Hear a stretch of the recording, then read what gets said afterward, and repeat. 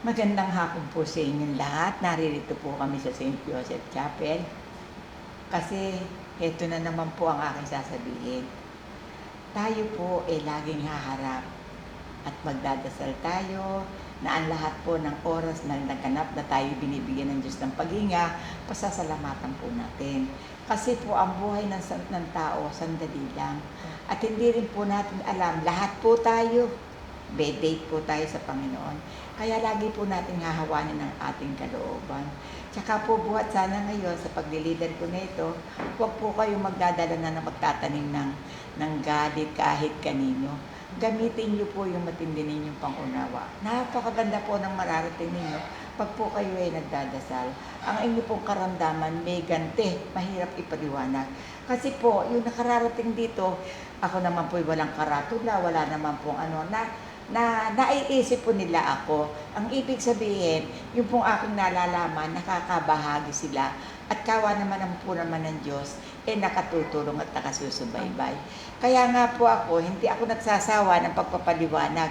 Ang aking tinatawagan ay yung mga tao na ipaghalimbawa mo, nagpaano kayo ng 500 na creatinine, huwag po kayo agad-agad magpapadialysis. Kasi po, pag na-dialysis kayo, tapos na po maligayang araw. Puro gastos, puro problema, wala nang katapusan. Ngayon, ganito po gagawin nyo.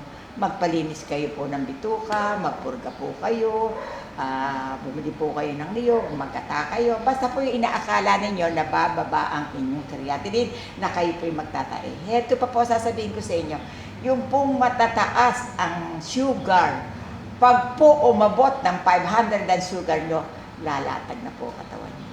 At doon ko rin po sasabihin sa inyo na pag bigla pong tumaas, doon din po na sa bandang kanan nalalagot ang ugat sa ulo.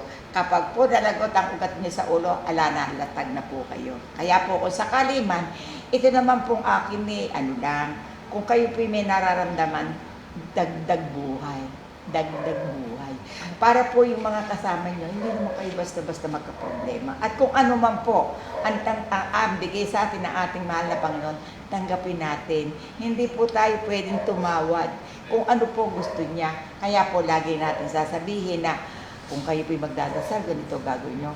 Mahal na Panginoon, kayo na po bahala sa akin sa araw-araw, sa hanap buhay, sa karamdaman. Kayo na po lahat. Huwag niyo po akong pababayaan at lagi niyo po ako asama sa record. Ako naman po kung nagkukulang, kayo na rin po bahala sa akin. Mahirap po mabuhay na magkaroon ng problema. Kaya po ngayong July 11, 2026, ako po ay labis na nagpapasalamat sa Panginoon. At ang akin po yugto ng buhay mahaba na rin naman. Kasi po sa December 21, 85 na ako.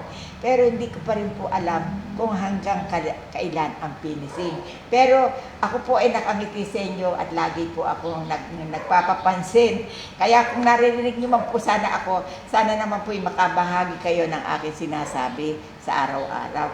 At saka kung kayo po ay mamimili ng taong kakasamahan sa buhay, aayusin niyo po mabuti, huwag po kayo pabigla-bigla kasi mahirap po ang buhay na hiwalay sama. Pag naroroon naman po, hindi naman kayo makakahiwalay na. Kaya itanim niyo po sa Diyos ang pagtatanim, di ba?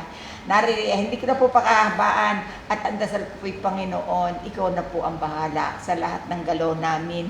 Lahat po ng may paniniwala sa St. Joseph Chapel, sa lahat po ng nakarating dito, marunong na po kayo magsipaglabatiba, huwag niyo na pong pabayaan. Hindi ko naman po sinabi sa inyo pumunta na kayo dito. At ako po matumal na rin kumilos. Kaya po pinaabiso ko sa inyo na kung may mga diferensya kayo, may colon, lahat, at meron kayong sugat, tumataas ang dugo ninyo, maglabatiba po kayo. Hindi po makasasama. Huwag lang po mawawala ang langis ninyo. Ang langis naman po, 1530, para po hindi na-i-imbak ang bakterya sa loob at lumalambot. Isinama ko rin po dito yung mga taong sa plema, yung pong ampalaya, bumili po kayo ng 200, 4 na beses nyo po ininom nyo.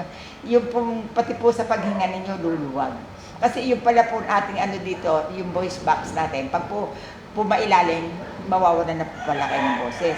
Kaya hindi po ba napakaganda ng aking paalala. Naririto rin po yung aking nakuha, yung aking ginawa sa araw. Ito po nakuha ko number 1. Number 1 po, ayan po, number 1. Palakpakan nyo, ate. Ay, baba mo, number 2. Ano ba ito naman? Ayun po ang number 2. Tingnan nyo nga po ito. Picture mo yung para hindi maandyan. Sabi mo salamat po. Salamat. Number 2. Sige, ang number 3.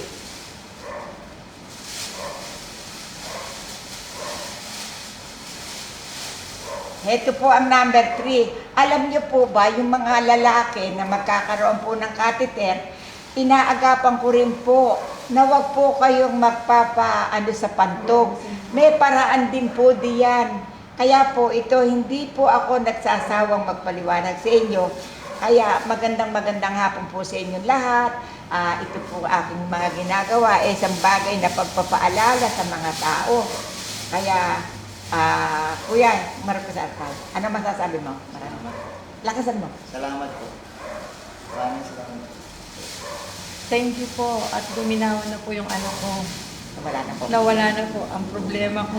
Okay, maraming po salamat at magandang hapon po. Sinasama ko po yung lahat na nakarating dito sa St. Joseph Chapel. Hoy, kasama kayo sa aming dasal. Sige ha. Maraming salamat. Bye. God bless. Thank you po. Thank you po, Mother.